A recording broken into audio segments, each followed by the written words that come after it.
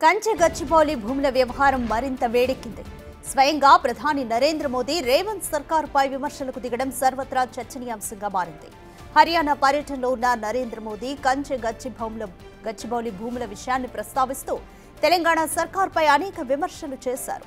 తెలంగాణలో కాంగ్రెస్ ప్రభుత్వం ప్రజలకు ఇచ్చిన హామీలను మర్చిపోయిందన్న ప్రధాని విమర్శించారు. తెలంగాణలో కాంగ్రెస్ ప్రభుత్వం అటవీ భూములను నాశనం చేస్తోందని ఫైర్ అయ్యారు. చెత్త నుంచి మంచి పనులు చేయాలని బీజేపీ చూస్తుంటే కాంగ్రెస్ ఉన్న అడవులను నాశనం చేస్తుందని విమర్శలు గుప్పించారు. ప్రకృతికి నష్టం కలిగించడం ద్వారా జంతువులకు ప్రమాదం జరుగుతోందని ప్రధాని ఆరోపణలు గుప్పించారు. అటవీ భూముల్లో బుల్డోజర్లు నడుపుతున్నారని ప్రధాని ఆగ్రహం వ్యక్తం చేశారు.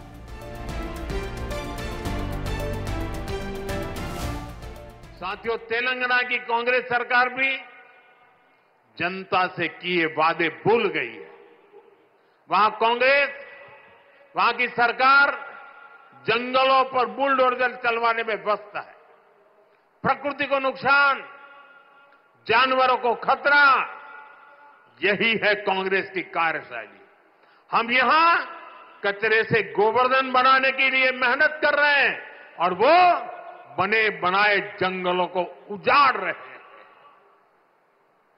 यानी सरकार चलाने के दो मॉडल आपके सामने हैं। एक तरफ कांग्रेस का मॉडल है जो पूरी तरह झूठ साबित हो चुका है, जिसमें सिर्फ कश्मीर कुर्सी के बारे में सोचा जाता है।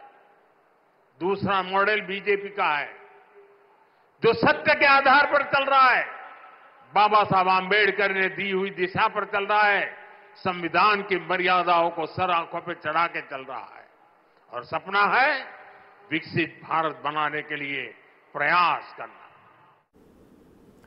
ప్రధాని మోదీ చేసిన వ్యాఖ్యలకు deputy CM Bhatti Vikramarka counter ఇచ్చారు. రాజకీయ దురుద్దేశంతోనే ప్రధాని నరేంద్ర మోదీ ఇటువంటి వ్యాఖ్యలు చేస్తున్నారని భట్టి అన్నారు.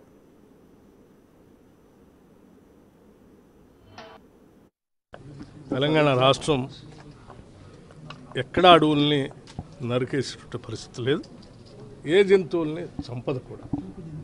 తెలంగాణ ప్రభుత్వం పెద్ద ఎత్తున అడవులు పెంచాలని, జంతువుల్ని బాగా పెంచాలని, ఎకలాజికల్ బ్యాలెన్స్తో ముందుకు తీసుకొని పోవాలని బాగా నమ్మేటువంటి ప్రభుత్వం ఇది. పూర్తి స్థాయిలో తెలంగాణలో అడవుల్ని, జంతువుల్ని, పర్యావరణాన్ని రక్షించే కార్యక్రమంలో భాగంగానే ప్రభుత్వం ముందుకెళ్తుంది. కంచె గచ్చిబౌలి భూములపై సుప్రీంకోర్టులో రేపు విచారణ జరగనుంది. ఈ నేపథ్యంలో తెలంగాణ ప్రభుత్వం సుప్రీంకోర్టులో అఫిడవిట్ దాఖలు చేసింది. కంచె గచ్చిబౌలి భూములు అటవీ భూములు కావని ప్రభుత్వం స్పష్టం చేసింది. 20 ఏళ్లుగా ఖాళీగా ఉండడం వల్ల పొదలు పెరిగాయని, అటవీ రికార్డుల్లో కానీ రెవెన్యూ రికార్డులలో కానీ వీటిని అడవులుగా పేర్కొనలేదని తెలంగాణ ప్రభుత్వం సుప్రీంకోర్టుకు తెలిపింది. ఆ భూములకు ఎలాంటి కంచె లేదని, ఈ భూములకు కంచె ఏర్పాటు చేసేందుకు ప్రయత్నం చేశామని అఫిడవిట్లో ప్రభుత్వం పేర్కొంది. ఈ భూముల్లో ఎలాంటి జంతువులు లేవని కూడా ప్రభుత్వం సుప్రీంకోర్టుకు తెలిపింది. కంచె లేని కారణంగా హెచ్సియు భూములలోని పక్షులు ఇక్కడికి వచ్చాయని అఫిడవిట్లో ప్రభుత్వం పేర్కొంది.